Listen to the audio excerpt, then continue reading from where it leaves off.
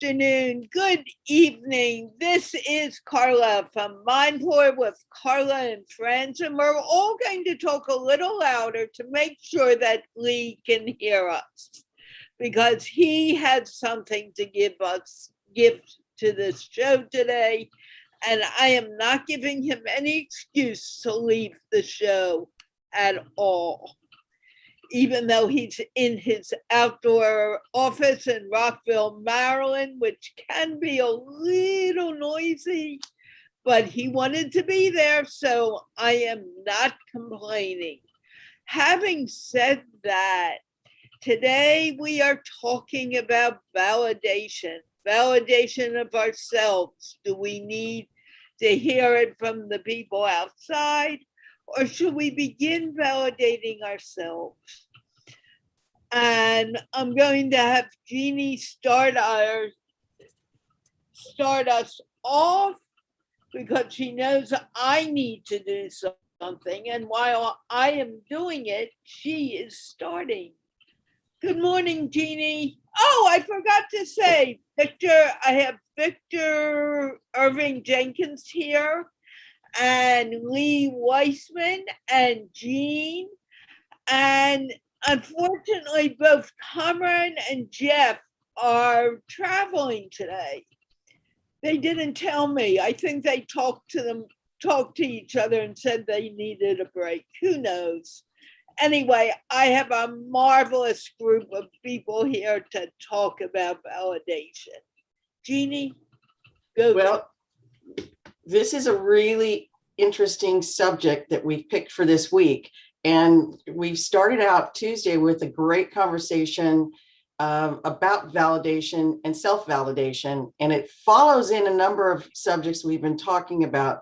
Specifically, it works really well after listening to the discussions we had regarding the power of our thoughts. Does the world influence our thoughts, or do our thoughts influence our world? And validation is part of how we show up in the world and how we get the feedback that we need to help us show up even better and stronger. And with that, I want to leave it open because I know that these two gentlemen are going to take us deep into discussing this. So I'm going to bat this over to Lee and say, Lee, what do you think about the idea of validation? So I think there are really two dimensions. I mean, there's obviously there's the validation that we offer to other people, and the responsibility to be as clear a mirror for other people as possible. I think that one of the things that we can do for other people is to be able to share a positive vision of them, and I think very often, most people walk around with, I would say, carnival. If people are old enough to remember carnivals, carnival mirror images of themselves. They see themselves in ways which are distorted. And one of the things that we can do is we can share maybe a clearer vision or a more positive vision of themselves. And we do the same thing for ourselves. I mean, one of the things I think we have to be validating for ourselves and to try to see ourselves as clearly as possible. And that means, I mean, I think one of the major kind of issues is like, do we create time for either of those things? Do we create time and opportunity for us to be able to be validating to other people? Are we, setting aside the moment, to walk by somebody and press them on the shoulder and say, wow, you're amazing. What you just did is just awesome. Or are we kind of letting it pass because we're busy with other things, or we're otherwise occupied? And same thing with ourselves, of course. Are we kind of being self-validating and taking the time to look at what we're doing, or are we just kind of moving from one thing to another, kind of, leaping like a monkey through the through the jungle and not paying any attention to what we're doing? So I'm going to pass it on to Victor. You're going to pass it on to me. On to you. Let's examine what we mean by validation. I think the root word in validation is valid, which has something to do with truth, and a made up word that means the same as validate is to truthify, right? When you validate somebody, you are truthifying them. Whoever they are, well, that's who they are. We want to validate people in terms of their merit, whether they have whether their reason to be is a good reason to be. And in that regard, validating someone means that we'd have to actually see them. That makes things a little bit more murky because it's really hard to see somebody because we are looking through our eyes, and all of us have an imaginary pair of sunglasses with a specific color, and we see everything through those sunglasses. So validating people entails investing the time and energy to figure who they are or who they think they are. Because all of us really are phenomenal. All of us are God's greatest creation. All of us are a bundle of good and a bundle of joy. But if we don't see ourselves that way, then we won't show up that way. So, first of all, we have to figure who someone is. We have to pay attention to who they think they are. How are they showing up? And then we give them props for being who they are. It gets a little difficult when we see someone as something less than extraordinary because we have glasses on and we don't see them how they really are anyway. But if our shortcomings, if our badly colored glasses do not see them as how they really are, then it's possible that we can validate them for something that they're not. In my world, it's so important to know who you are. It's so important to understand that validation is like dessert. With the self-esteem and the self-concept that we build for ourselves, validation from someone else is it's okay. It's wonderful, but validation is not the lifeblood per se. Imagine that you're having a meal and understand that all the meals that you have do not include dessert. You see, validation from someone else is like dessert. Sometime you'll have some ice cream and sometime you won't. But you're always going to have that meat and potatoes. So as we live through our life and as we have our experiences, certainly we want to offer other people some dessert if they want some. But we're not always going to be able to enjoy dessert for ourselves. And the good news is we can live a long time and our meal can give us all the energy that we need without dessert, without the validation. So validation is extra. Now, if validation is extra from outside, I agree with that. But what about inside? What about what you tell yourself? I'm a specialist in what I tell myself.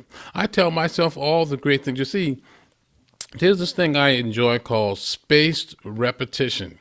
And I may have told the story in the past about how I didn't used to think I looked good on video. I didn't used to think that my voice sounded good. And you sit and you listen to me say that and you go, how could you ever have thought such a thing? I know that that's what you're thinking now as I say those words. But it was true. I did feel that way and I did think that way. Spaced repetition. It is a very difficult thing to separate your assertion about how things are from how things really are.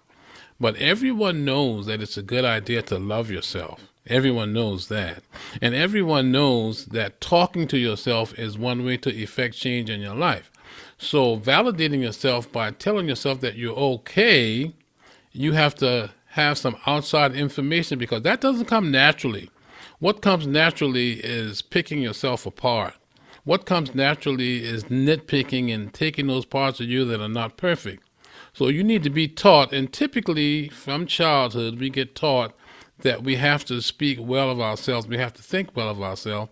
So the only hope is that somebody early in your life can drop the seed in you that you need to love yourself and you need to do that on a regular basis. Now, I noticed behind you, and I'm going to ask Lee about this too, you have view attitudes. What does that mean? And does that fit into the idea of validation? I have what? I was talking to Victor Oh, now, but you yourself were talking about attitudes and our attitudes towards ourselves. And if we have an attitude that says, well, maybe I'm not an expert at this, so I can't talk, or maybe I'm not good at this, I'm new at it, so I have nothing to offer. And that may not be the case, but it is an attitude that we all tend to pick up at some point or another. Behind Victor, you can see it says view attitudes. Our attitude about ourselves, what we tell ourselves, can either force us forward or it can hold us backwards. And it depends on our attitude how we move forward, at least in my mind. Victor, my view attitude guy, what do you have to say about that? View attitudes is going to be a word before I die, and you will see it in the dictionary. The attitude that we embrace, the attitude that we promote, depends on our view of things. And view attitudes posits that if you change your view, you can change your attitude. If you see the world as a playground, then you're not going to be very serious most of the time. If you see the world as a mountain, you're going to be serious most of the time and try to figure out ways to navigate all the obstacles in the world. So however you see the world is going to determine how you feel on a regular basis. And we all know that if we don't feel good in this life, we are probably not going to stay a long time, or we're not going to keep doing what it is that we're doing that's making us feel that way. So since we can't directly push a button or hit a switch to change our feelings, what we can do is we could change our view. And if we change our view, we can change our attitude. And when I came up with view attitude, that was shortly after I became a Christian. Before I became a Christian, I lived a life of anxiety. I was just walking along, living my life. I worked in an emergency room. I was a registered nurse. And I was walking around thinking, happy as Larry, as they say, that everything was perfect and I was King Victor. And I was struck with this sensation in my chest, and this sensation led me to believe that something was happening. I was going to die. Something was going to go wrong. But I really didn't know exactly what it was. So that led to me becoming a Christian and confessing Jesus Christ as my Lord and Savior. And of course, I grew up that way and then left that way and then came back that way. So it was predictable that that would happen at some time. But it was during that time that I developed the term view attitudes, because as I was having panic and anxiety, my view was that my life was over and I wasn't going to do anything else. It was just a matter of time before I cashed my chips in. And that view is not a very empowering view. So I changed my view about what life was, and my attitude changed. And over a period of time, the anxiety that I used to live with was gradually transformed into excitement. It was gradually transformed into enthusiasm, so that life is an enthusiastic journey right now, apart from what it used to be, which was a reason to be afraid. So view attitudes in short. If you change, if you're having an attitude, say you're having a bad day, or say you're having a headache or something, change your view of that particular thing, and you will invariably change your attitude. Now, when you say that, I agree. But do you have any, and I'll ask Jeannie too, and Lee, do you have any ways that help you change your view? Because we always have two views to look at. We can look at the cloud, or we can look at the light coming through the cloud and know that there's also sun. We can look at the rain as something negative. Oh, it's raining, I can't go swimming. Or it's raining and the grass and the trees are being fed and they will blossom even more. So, how do we change our attitudes to a more positive attitude? In the words of Tony Robbins, who I studied early on in my Christian life and early on when I started to change my attitude, asking questions and giving answers. One good question to ask yourself when you see rain, or when you see something that doesn't seem like it's empowering, or when you have an outcome that you don't necessarily want. One of the questions that I retain is this: what's helpful about this that I hadn't noticed? What's good about this that I hadn't noticed? And you can ask yourself that question about anything, and I guarantee you'll come up with an answer. And once you come up with that answer, then you focus on that answer. And once you focus on that answer, you're now changing your view from what it was to whatever that answer is. And 100% of the time, your attitude will improve. And you keep asking that question until you get an answer that puts you where you like to be. Because the one thing that we all know how to do, we all recognize when we feel good. I might not recognize when you feel good, but I recognize when I feel good. When I feel good, that's a win. Okay, what about you, Jean? Well, I think that there are a couple of things to think about. There's a saying, wherever you are, that's where you'll be. So there's a deliberateness to how we talk to ourselves. There's a deliberateness to how we show up in the world. And as Victor said, if you can look at it from a different perspective, you can see yourself changing.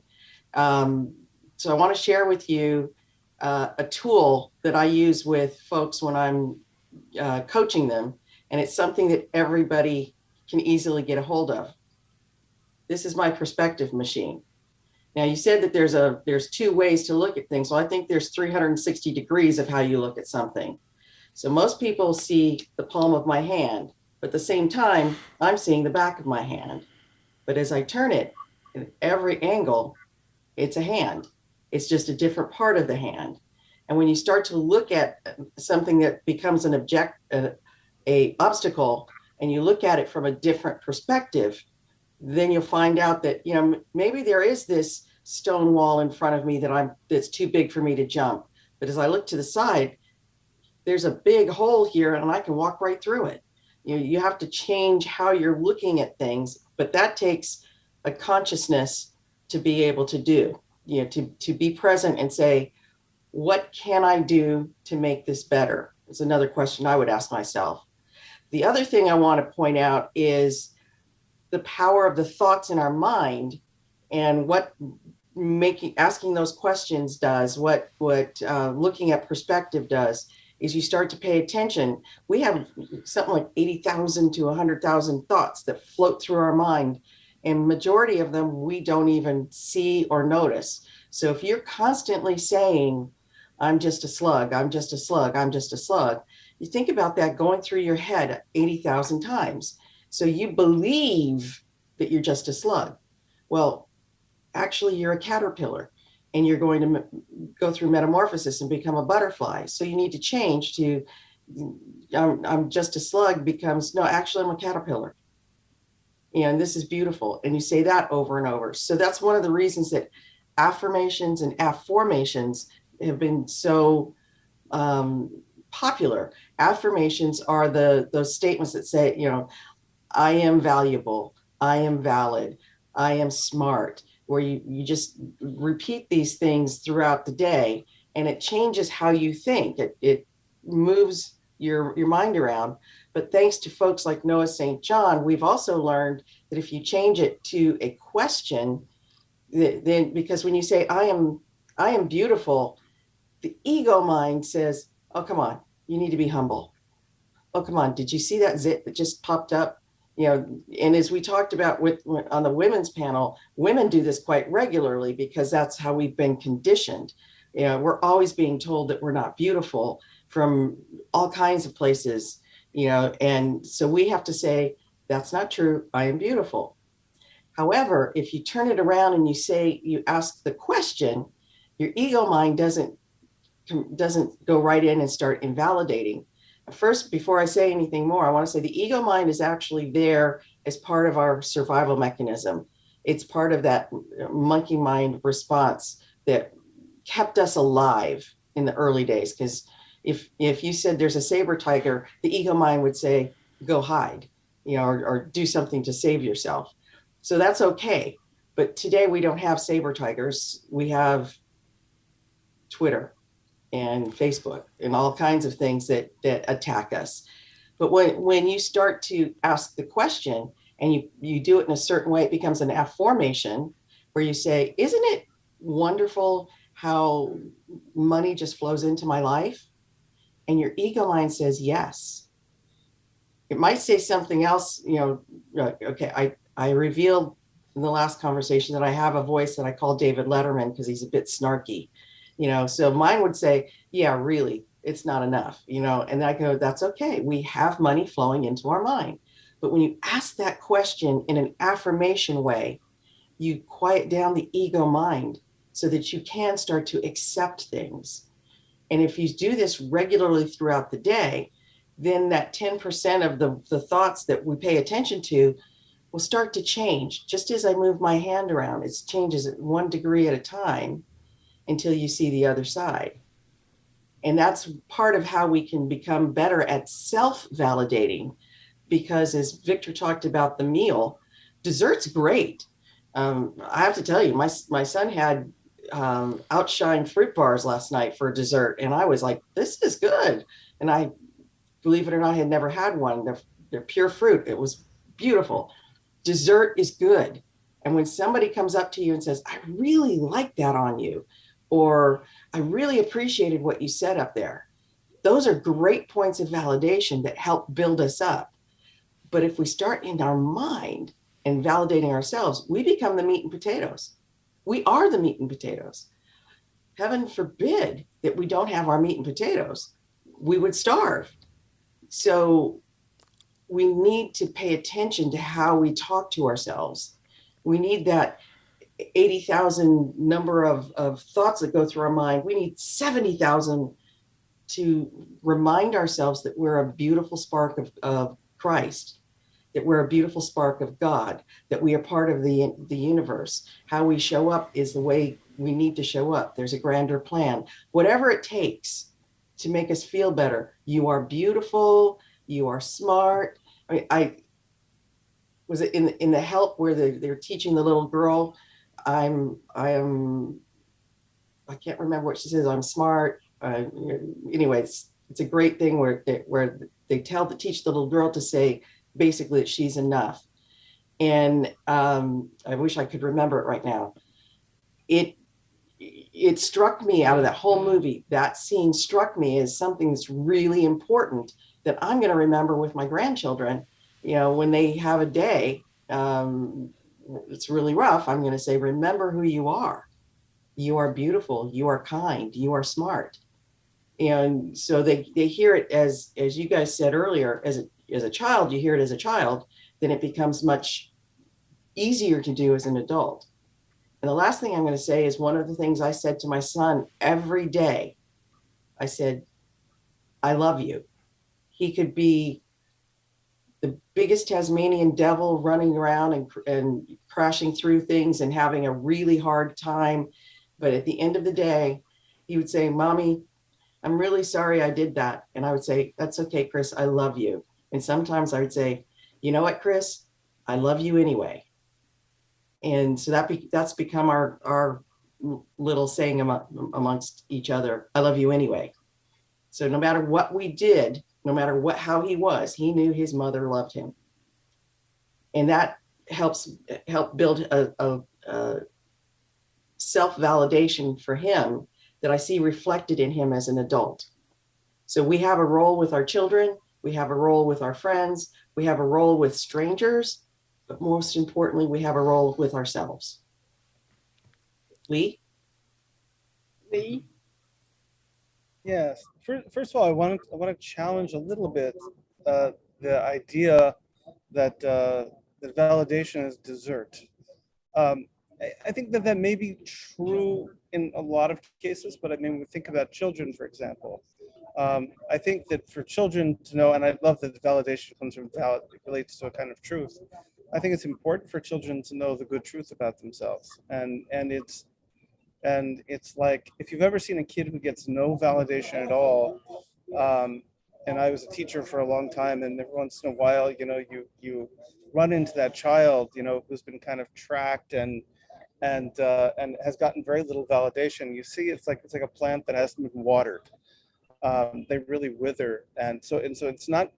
It really can be really vital and essential to a person's being to experience that validation. I also like that you use the word love, and I feel that love maybe is the level beyond validation. Validation, validation ratifies certain truths about ourselves, um, good truths about ourselves, and love ratifies what maybe we might what we might call an ultimate truth about ourselves. And that is our ultimate lovability, the fact that we are children of God, the fact that we have a holy and divine soul, the fact that we are spiritual beings. And that's a different level, I think. That's maybe a step beyond even validation. And maybe that's something to kind of look at as the next step. Um, the other thing we've talked about validation, and I think we kind of, the tendency is for us to want to talk about self-validation because that's what we can control, right? I mean, that's kind of self-validation. We that's the person that we can deal with. But in truth, I think that there are maybe three kind of points of validation. We have uh, certainly there's that introspective kind of validation where we see truths about ourselves. But then there's also the validation of interaction with other people. And that comes maybe in two different, becomes maybe there are vertical relationships and horizontal relationships. There are people who are our mentors, our therapists, our rabbis and our sheikhs and our ministers, who we look for to help us to find those truths about ourselves. That's kind of a vertical relationship. And there are horizontal relationships, and that is that we look to other people for validation. And that's not bad. That's what friends are for. One of the things that friends are for.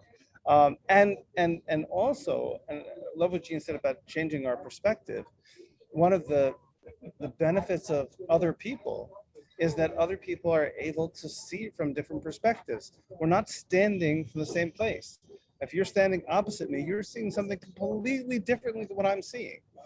And so other people can be a wonderful source of perspective and say, well, wait a second, I'm not seeing it that way. I'm not seeing you that way. I'm not seeing your situation that way. And so that's one way also of gaining perspective. And I love what you said about shifting your perspective. Of course, that's really true. The same object as seen from different perspectives would be, completely different. Imagine, you're holding up a coin, right? If I hold it up flat like that, it's going to look like a circle. If I hold it up like this, it's going to look like a line. It all depends on how you're looking at it. And so we can shift our perspective. But other people are a wonderful way of helping us to do that. And we have to be here together for something. And very often we can do that for other people, what we can't do for ourselves. We may not be able to shift perspective for ourselves, and somehow or another somebody else has. We're brilliant, right? We have brilliant insights. We're able to take their whole world and shift it around and show them something they didn't see, when we wouldn't be able to do that with our own world. We don't have that kind of a distance from it. So that's what I think. And I do think it's very valid. Because validation depends on how we are looking. When it's validation of ourselves, it's how we see ourselves. And I think we all go through periods where we feel, oh my gosh, I can't do that, leave me alone. And yet it's something very easy. And if we put our mind to it, maybe we could do it. But we kind of lose that emphasis. Like if someone told me when I was 8 or 10 that I would be able to multiply when I was a little older, I would have said you were crazy. Math was just something I thought I couldn't do, and I couldn't. And then for many years, I taught special ed kids how to add, subtract, multiply, and divide. And I remember thinking, where did that skill come from? Because I didn't get it as a child. So we all have those moments. And I'm wondering, Jeannie, you have a great smile on your face. What's on your mind? You just took me back to my college days, which were too many years to acknowledge ago. I was taking a class in calculus, of all things. I thought I was a great mathematician until I took calculus. And I actually took a course that was called Calculus for Non-Engineers, which I thought was beautiful. The thing was I could use my book even in a test because you had to know all the formulas. But I was struggling. Through this.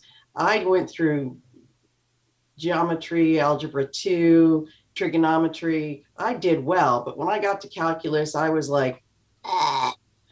But this gentleman that I carpooled with tutored me a little bit. But what he said was one of those things that Lee just talked about, how friends can change your perspective. What he said to me was, read everything you can about the problem, look at and understand the formulas, then go do something else.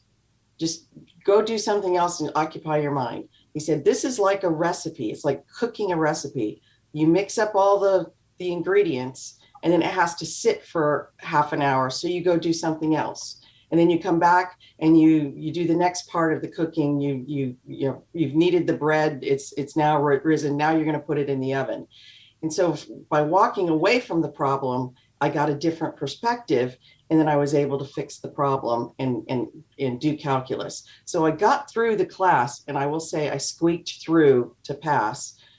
But what he did was break down a concept for me that I've used for the rest of my career.